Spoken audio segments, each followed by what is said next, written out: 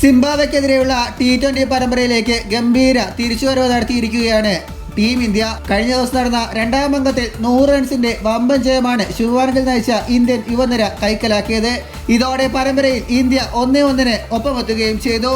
5 മത്സരങ്ങളുടെ പരമ്പരയിൽ ഇരു ടീമുകളും തുല്യമായതോടെ ബുധനാഴ്ച നടക്കാനിരിക്കുന്ന മൂന്നാം അംഗ മത്സരം കൂടുതൽ ആവേശകരമായി മാറിയിരിക്കുകയാണ്.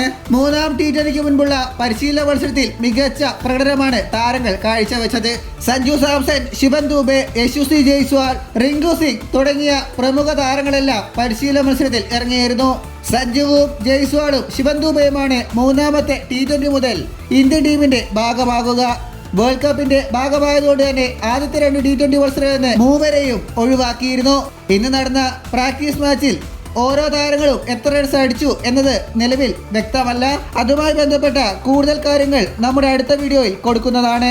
സഞ്ജു വൺ ഡൗൺ ആയിട്ട് തന്നെയാണ് കളിക്കാൻ സാധ്യതയെങ്കിലും പകരം ആരെ ഒഴിവാക്കും എന്നതാണ് ചർച്ചയാകുന്നത്. മൂന്നാം T20യിൽ ഇന്ത്യയുടെ സാധ്യത 11: യശസ്വി ജയ്സ്വാൾ, അഭിഷേക് ശർമ്മ, ശുഭ്മാൻ ഗിൽ ക്യാപ്റ്റൻ, ഋതുരാജ് ഗെയ്ക്വാദ്, റിയാൻ പരാഗ്, റിങ്കു സിംഗ്, ധ്രുവ് ജൂറൽ, വാഷിയ സുന്ദർ, രവി ബിഷ്ണോയ്, ആവേശ് ഖാൻ, മുകേഷ് കുമാർ. ഋതുരാജ് ഗെയ്ക്വാദിനെ പുറത്തിരുത്തിയാൽ മാത്രമേ സഞ്ജു സാംസനെ പ്ലേയിങ് ഇലവനിൽ അവസരമുണ്ടാകൂ.